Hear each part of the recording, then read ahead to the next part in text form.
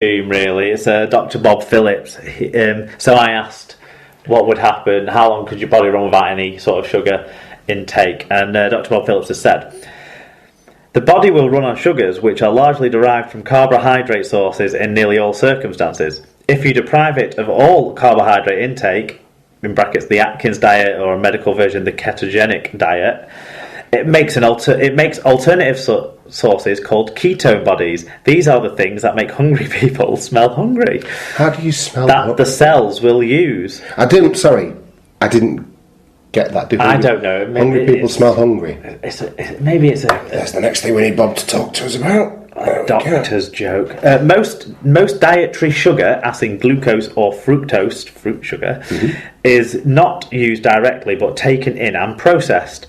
Just eating starches will not stop your body using sugar. Exceptions are mainly those of carbohydrate metabolism, like type 1 diabetes, where insufficient insulin is produced to transport glucose into the cell and use it, or even odder things.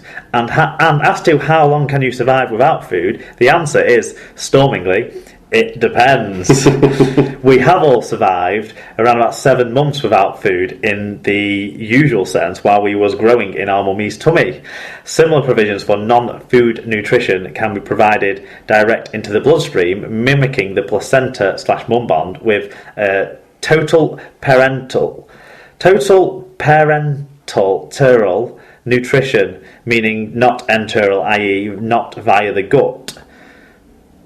Okay. So not parents. Parenteral. Anyway, that word. Often used when the kids eat treats get very, very severe gut problems with the chemotherapy treatment they're on. So. Well, there you go. No, that's answered our question for us. Has it? Well, it's a lot of words and details. In the minds of the expert whose knowledge we invoked, I was expecting him to ask for more details about my, I think and then he could have actually worked out for me how long I could survive. I think what we did was ask quite an elementary question that actually has quite a complex and layered answer. And what Bob has done via tweets, I hasten to add, this is all one amalgamated to I know, it's an effort for me putting it together. Well done. Oh well, don't let's criticise the poor man who has taken time out of his. I know right. Yeah, he's done very well. Thank you. He's done very. Oh God, now let's patronise the probably one of the more learned listeners. Yeah, you've done very well there, Bob. Internationally renowned. Thank you very much, internationally renowned cancer doctor. Okay. Cancer doctor. Right. Final point though: the Devon Sharks are old friends down there in Devon, in the south coast. Teignmouth. Crowdfunding project they've got going on to get a minibus that can be used to get their junior teams around the southwest, if they're looking to expand how many teams they can have and how many games they can get put on for their teams. Basically, the easiest way to find it is to go on our Facebook page. The link on there shows how to donate. They're trying to get £2 a person from about 15,000 people or something was the target. So I suppose if every one of our listeners gave them £2, there'd be 5 figures up there on the board already. So get yourself a used van if nothing else, couldn't you? Yeah, that's it. Fantastic. Okay, well that's your feedback and shout outs taken care of. Let's take a look now at news from around the world of Rugby League.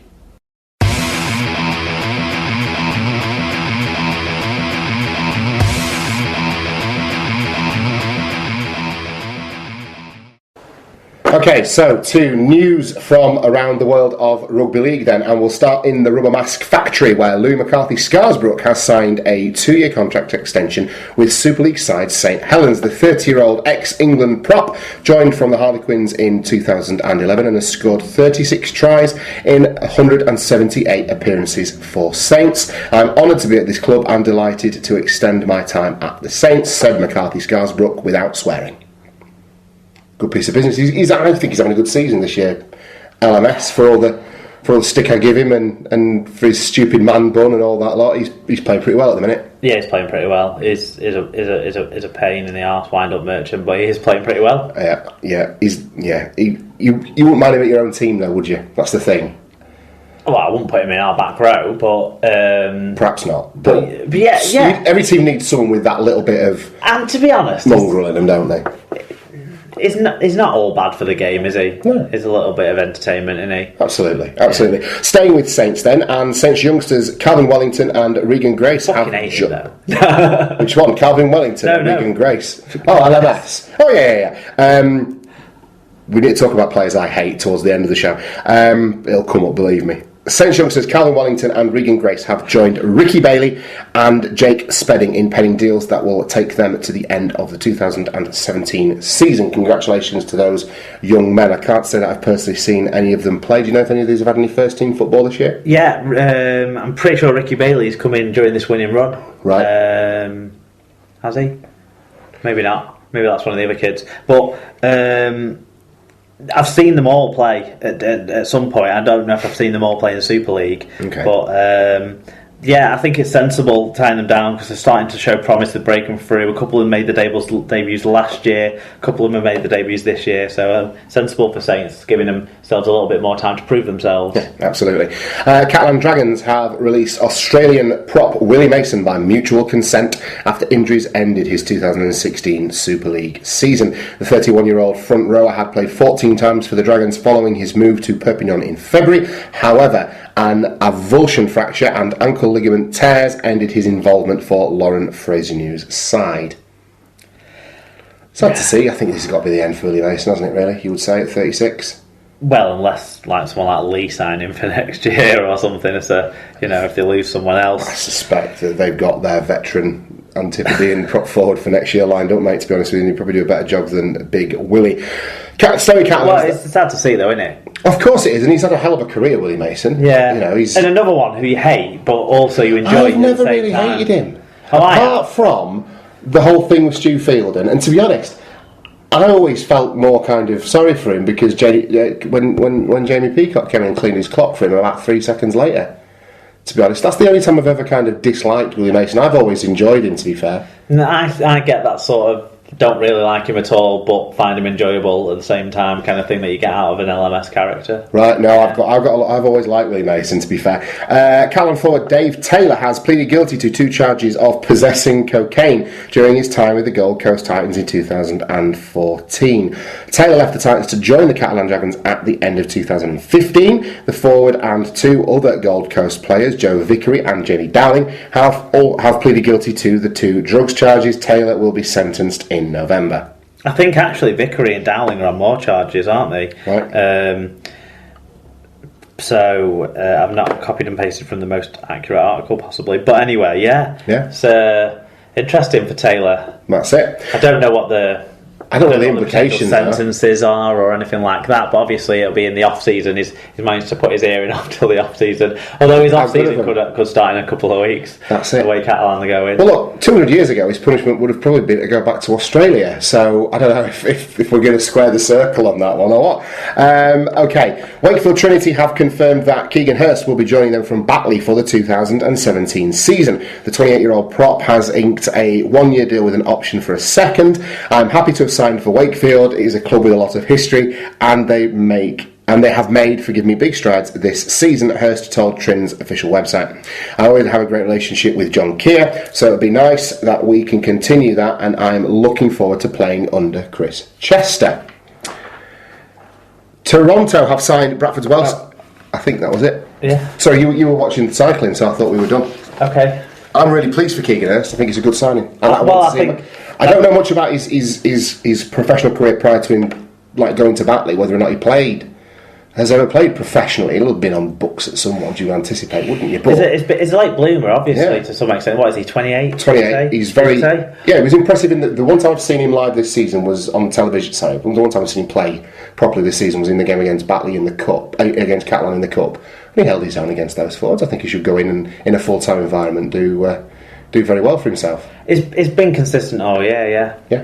I don't know if this has got anything to do with the sort of disciplinary thing he was on when he was dropped from a game, weren't he, a couple of weeks ago? But you'd think that it wasn't Keir who made the decision to drop him if they're such good buddies. No, you would think not, perhaps. But at least he's got that sort of consistency for him in a relationship there with someone who knows him well. Right. He's captain, isn't he? Yeah, true. And speaking of Rugby League celebrity couples, I think he's going out with the lad who plays Sean on Coronation Street.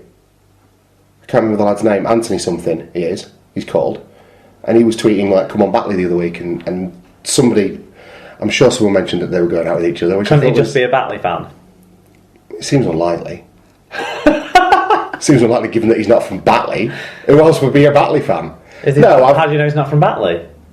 Because I've been told by other people that he's going out with the lad who plays Shaw in Corrers. Okay. I could be wrong, but I thought that was pretty cool. Why Coronation Street is rubbish? It's better than EastEnders. Well, and short commute. It's not as good as Emmerdale. Well, yeah, exactly. It's a short commute. It's a short commute. I'll tell you this much: it's not as good as EastEnders. It's not as good as Emmerdale. Well, there you go. Right, Toronto. let's get off this sketchy ground. Toronto signed Bradford's Welsh international forward Dan Fleming. Fleming started his junior career at King's Cross Park in Halifax and went on to play professionally for Halifax, Castleford, and more likely the Bradford Bulls. Good luck to Dan Fleming. Never really cracked it at Bradford, but to be fair, that's true of about 30 of our first team squad at the minute. So good luck to him and the lifestyle and the opportunity to go and play Toronto. It's a fantastic one, isn't it? He'll know the training ground for half a year, won't he? Because he's there. Absolutely. Okay, staying with ex-Bradford forwards then, England international Elliot Whitehead has extended his contract with the Canberra Raiders until the end of the 2018 season. Whitehead joined the Raiders at the beginning of 2016 after 7 seasons in the English Super League and has made an instant impact in the NRL, playing all 22 matches for the Raiders this year. The 26-year-old was currently on contract with the club until the end of 2017. However, his 4-man performances in his debut season meant the Raiders made the extension a top priority. Both English lads are flourishing at Canberra, aren't they, really? So, congratulations to Elliot Whitehead. Yeah. Played phenomenally well. We'll cover it off in the stats roundup, but he had a big part in the Raiders' win over the Sharkies. Fantastic. I've not watched that back, but the stats. You mean over Melbourne? Sorry, over Storm, yeah. Yeah. And over us. Yeah. There you go. Right. Okay. This is about Greece. Wonderful. I'll take a deep breath. The RLEF board has confirmed that it has formally expelled the Hellenic Federation of Rugby League. That always reminds me of something from science fiction. The Hellenic Federation of Rugby League. From its membership. I think I cracked that joke last time we talked about this 4 months ago when they were first of all suspended. During that time, the HFRL was asked to establish its membership and youth programme to comply with financial audit requirements and answer allegations of misappropriation of funds and maladministration of the sport. In April 2016, the RLEF membership voted in 33-1 in favour of the resolution to suspend the Hellenic Federation for I can't help it. The Hellenic Federation. What I want is someone. Do you remember in the first and second of the newer Star Wars, where they went to the Parliament? I think it's more in the second one, isn't it? Of the oh yeah, where they're like where the Galactic Parliament, yes. Or whatever. I want someone to sort of Photoshop in like a couple of the Greek players, the Hellenic Federation, as like one of the people in the background, and make it like a Where's Wally to spot them. This is what it conjures up in my mind, which is why I have so much trouble reading out this fairly serious stuff. Listen, to be honest, if you want real coverage of this one, you'd be better off listening to League Culture anyway. Definitely. But we shall endeavour to continue. The RLEF. Where am I up to? I'll start from April 2016. The RLEF membership voted 33-1 in favour of the resolution to suspend the Hellenic Federation for willfully acting in a manner prejudicial to the interest of the overall governing body and International Rugby League. The RLEF also based its decision on a lack of satisfactory cooperation from the Hellenic Federation of Rugby League, which apparently failed to demonstrate sufficient will to resolve the situation. Rugby League must demonstrate the very highest governance standards if it is to grow on solid foundations, said RLEF General Manager Danny Kazanjian. We extended every opportunity to the Hellenic Federation of Rugby League to work together to ensure a transparent, collaborative approach to governance, but regrettably there was no reciprocal will. There is a lot of enthusiasm for the sport in Greece, and we will continue to work with all parties who demonstrate a genuine desire to promote Rugby League's interests in accordance with ours and the European Union's standards of good governance. Yeah, it's been coming for a while, hasn't it? Yeah, yes. So let's hope people in Greece that like Rugby League can still find an outlet whilst the governing body are a shambles. Absolutely. Okay. Andrew Hill has been appointed Chief Executive Officer of the Rugby League World Cup 2017 Organising Committee. Former CEO Michael Brown had recently resigned. The